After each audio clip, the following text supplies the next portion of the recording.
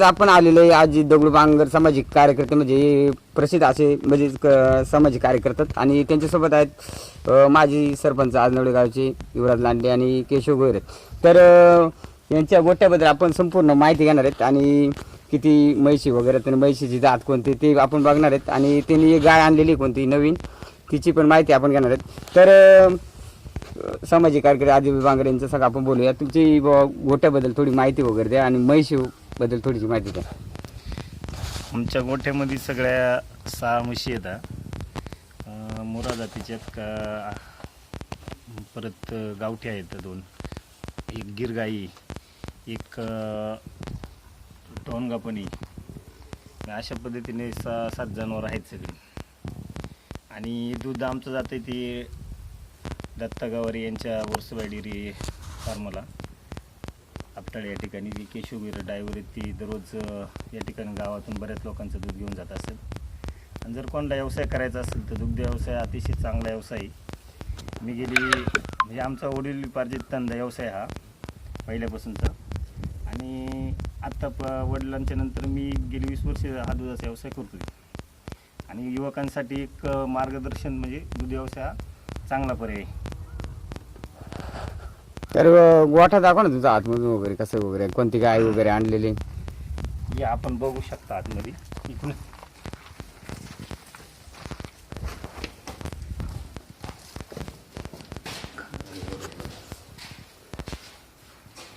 तर ही आहे गिर गाय. तर हिच्याबद्दल काय सांगू शकतात सामाजिक ही कार्य? आपण बऱ्याच वर्षी आणले पहिल्यांदा. जे आपल्या आदिवासी भागामध्ये अशा गाया नसतात तर तो तिचा एक प्रयोग करून बघायचा आपल्याला. दुधासाठी चांगली गाय असते ती गिर गाय. बाकीच्या म्हशींचं आपलं पहिल्यापासूनच आहे. म्हशी तिने आता बाहेर तिच्या आल्या बाहेर तिथून पाहिजे स्वतः. आणि आदिवासी भागामध्ये जर व्यवसाय करायचा असेल तर तरुणांनी दूध व्यवसाय करावा. आणि जोड व्यवसायासाठी दूध व्यवसाय सगळ्यात महत्त्वाचं आहे आताच्या युगामध्ये. तर नवीन व्यवसाय करायचा असेल तर कशाबद्दल तुम्ही मार्गदर्शन करू शकतात? आपण नवीन व्यवसायासाठी जर सांगायचं झालं तरुण पिढीला, ह्या ग्रामीण भागामध्ये जिथं आता तुम्ही पाहिलं असेल तर या ठिकाणी हिरवा चारा कुठंच दिसला नाही माझ्या या गोठ्याच्या आजूबाजूला सुद्धा. आणि बऱ्याच जणांचं म्हणणं आहे की हिरव्या चाऱ्याशिवाय दूध व्यवसाय चालत नाही. हा दूध व्यवसाय जर करायचा असेल तर हिरवा चारा पाहिजेलच अशातली बाब नाही. त्याची प्रत्येकाची तयारी पाहिजे, मानसिकता पाहिजे व्यवसाय करायची. मग तुम्ही तो अतिशय चांगल्या पद्धतीने करू शकता. जनावरांना फक्त त्यांचं पोटभर जेवढं चारा पाहिजे, मग तो वल्ला असो किंवा वाळलेला चारा असो, तो त्यांना पोटभर भेटला पाहिजे, खुराक त्यांना व्यवस्थित भेटला पाहिजे. मी दूध व्यवसाय कंटिन्यू चालू शकतो. आणि सगळ्यात महत्त्वाचं दूध व्यवसायामध्ये तुम्ही म्हणजे जे दूध म्हशीचं काढता त्याचा टायमिंग लई महत्त्वाचा असतो. तुम्ही जर सकाळी 6 किंवा संध्याकाळी 6 किंवा सकाळी 7 ते संध्याकाळी 7 हे जो टायमिंग असतो 12 तासाचा टायमिंग हा सगळ्यात महत्त्वाचा असतो दूध व्यवसायामध्ये. जर तो तुम्ही दिला तर जनावर म्हणजे जरी वाळ्याला चारा जरी असला तरी ते व्यवस्थितरित्या दूध देते. त्याचा खुराक बिराक व्यवस्थितरित्या दूध देते. तरुण पिढीने हा व्यवसाय ग्रामीण भागामध्ये करावा.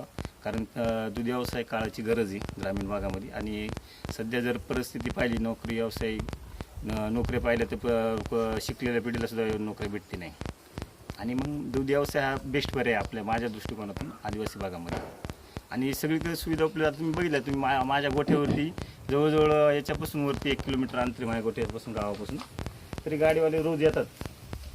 आणि उन्हाळा पावसाळा ह्या गाड्या चालू असतात दूधवाल्यांचा. त्याच्यामुळं पर्याय असं नाही का बा दूध घाललं तुम्हाला कुठं घेऊन जावं लागेल. जागेवरती सगळ्या सुविधा येतात. तरुण पिढीने हा व्यवसाय करावा. सध्या किती तुमचा दूध वगैरे जाते सध्या? आत्ता सध्या आमचा 11-12 लिटर दूध आहे सगळं. म्हणजे ह्या वर्षी कमी आहे. दरवर्षी 20-21 लिटर दूध असतं. दरवर्षीचं आमचं टार्गेट असतं 20-21 लिटर दूध गेला पाहिजे, जेणेकरून 1000 रुपये रोजचं भेटलं पाहिजे अशा दृष्टिकोनातून असतं आमचं बजेट. महिन्याची कमाई किती होते तुमची सगळी दुधाची? ह्या वर्षी कमी. ह्या वर्षी डेअरीला कमी दूध आहे. आणि आमचं गिराईक म्हणजे जे रतिबाचे गिराईक आहे 50 रुपये लिटरनी, जे 7-8 लिटरची गिराईक आहेत माझी दरवर्षीची, ते आहे दूध. तरी पण महिन्याला जेमतेम 28-29 हजार रुपये येतात. तर दुधाबरोबर म्हणजे म्हैशींचा व्यवसाय बरोबर तुम्हाला कोणता बाजू दुसरा व्यवसाय करू इच्छिता तुम्ही? म्हणजे इकडे म्हैशींबरोबर शेतीमध्ये तुम्ही? नाही आता शेती बरोबर आमचा दूध व्यवसाय अजून तरुणांना सांगू शकतो मी का बा कुक्कुटपालन, ग्रामीण भागामध्ये कुक्कुटपालन, शेळीपालन ही व्यवसाय पण अतिशय व्यवस्थितरित्या शेतीबरोबर चालू शकतात. जेणेकरून शेळ्यांच्या आज बोकड्या जर घ्यायला गेले तुम्ही तर बोकड्याची किंमत 10 आणि 15,000 रुपये झालेली आणि 6 ते 7 महिन्यामध्ये ते बोकडे व्यवस्थित त्यांचं पालन पोषण केलं तर ते तयार होतात. त्याच्यामुळं तुम्ही तो व्यवसाय पण शेतीबरोबर करू शकता. दुसरं कुक्कुटपालनसुद्धा पर्याय चांगला आहे. आता तुम्ही जर पाहिलं तर या ठिकाणी आम्ही शेड मारला आहे. हा फक्त चाऱ्याचं पावसाळ्यात जास्त पाऊस असतो त्याच्यासाठी निवाऱ्यासाठी मारला आहे.